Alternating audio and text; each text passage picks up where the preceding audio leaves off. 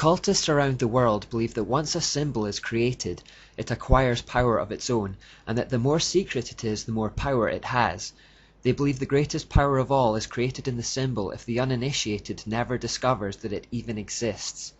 This reminds us of the Jonathan Livingston Seagull phenomenon that I mentioned previously, where demons seem to assign themselves to positions created by men to be worshipped.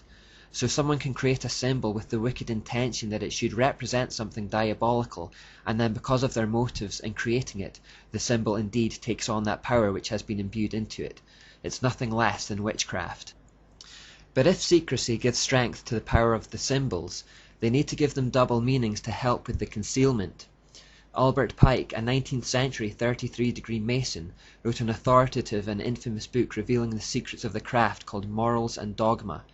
In it he writes, "Masonry, like all the religions, all the mysteries, Hermeticism and alchemy, conceals its secrets from all except the adepts and sages or the elect, and uses false explanations and misinterpretations of its symbols to mislead those who deserve only to be misled, to conceal the truth, which it calls light, from them, and to draw them away from it." The adepts, sages, or elect refers to those of the 33rd degree or above, the so-called illuminated ones. Morals and Dogma was never intended for the eyes of the lower Masons or the profane non-Masons. The title page of the book asks that anyone in possession of a copy should return it to the lodge upon his withdrawal or death, so that it would never reach a mass audience. Copies have, however, crept out of the lodges, and its contents are available for public consumption. Albert Pike says of the symbols within Freemasonry, "Part of the symbols are displayed there to the initiate, but he is intentionally misled by false interpretations. It is not intended that he shall understand them, but it is intended that he shall imagine he understands them." He then goes on to say, "There must always be a commonplace interpretation for the mass of initiates, of the symbols that are eloquent to the adepts." Here Pike clearly outlines that every occult symbol Freemasons use should have a false public meaning in order to keep the true darker meaning hidden. When non-Masons or even lower-level Freemasons ask about doctrines or rituals, they will be misdirected with the false interpretation so as to keep them from the diabolical truth. It is only as they advance and prove themselves at the lower levels that the truth is gradually revealed to them. Like we have consistently seen, this system of double meanings is the very definition of the occult. Dark ideas and meanings concealed in full view through allegory and symbolism. With this in mind, take a look at this picture from the Grand Lodge of North Carolina. You should now be quite adept at interpreting these symbols. There's the sun representing Baal, there's the moon representing Asherah, an all-seeing eye above everything representing Lucifer. The rays coming from the eye signify that Lucifer claims to be the giver of enlightening knowledge. 33-degree Mason Manly P. Hall explains of the all-seeing eye. The all-seeing eye symbolizes God, who is obeyed by the heavens, manifested in the heart, and will reward the righteous. This symbol is famously represented on the US $1 bill and is depicted by an eye in the pyramid. The pyramid is incorporated in the symbol because God is the great architect. Now we know that the eye doesn't represent God at all, but represents Lucifer, and so that's a misdirection. You will also notice that the sun and moon are above columns. This is a new one, but columns in Freemasonry represent gods. Therefore this image in its entirety, which is replicated frequently in the craft, shows a sun god, a moon goddess, and above and behind them all is Lucifer. Columns are also phallic symbols. Albert Mackey, 33-degree Freemason, writes, "The phallus was an imitation of the male generative organ. It was represented usually by a column, was surrounded by a circle at the base. The circle at the base represents the female vulva, and therefore inserting the upright column into the circle makes it a sexual symbol, and that brings us back to this symbol we looked at earlier." An article in a Masonic bulletin says, "The female principle, symbolized by the moon, assumed the form of a lunette, or crescent, while the male principle, symbolized by the sun, assumed the form of the lingam and placed himself erect in the center of the lunette, like the mast of a ship." Remember the mast and ship symbol from Catholicism. There are so many ways to express this exact same idea.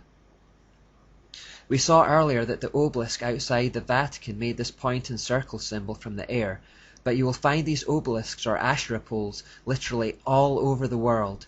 The most imposing and important ones are to be found in the major cities or power bases and financial capitals, but wherever you live, you will probably not have to go far to find one close to you. This obelisk is from London, and this one is from Paris, and this one is from New York. And these were all taken directly from Egypt and rebuilt in their new locations in the 19th century. The London and New York obelisks are a pair, while the twin of the Paris obelisk is still in Egypt. You'll find them on every continent, in democracies and autocracies, in nations of all political persuasions.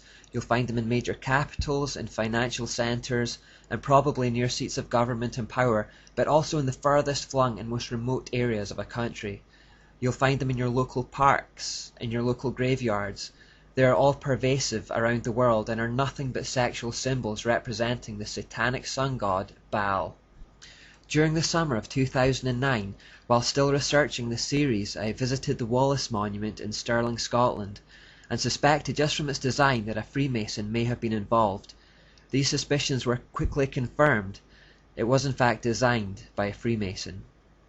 Now obviously it could be argued that most towering buildings today are column-shaped, so a level of common sense must be employed. Not every skyscraper was designed to be a hidden symbol. However, you will find that wherever Freemasons have been involved, sexual connotations are no accident. You will also see obelisks very frequently in graveyards. Often they are for deceased Freemasons, but again, this is not always the case.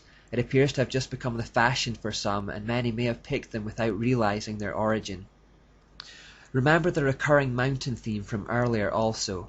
Satan likes to claim the high points in his bid to become the Most High. With that knowledge, I looked for the high points in Scotland's capital city, Edinburgh, to see if there was an obelisk present.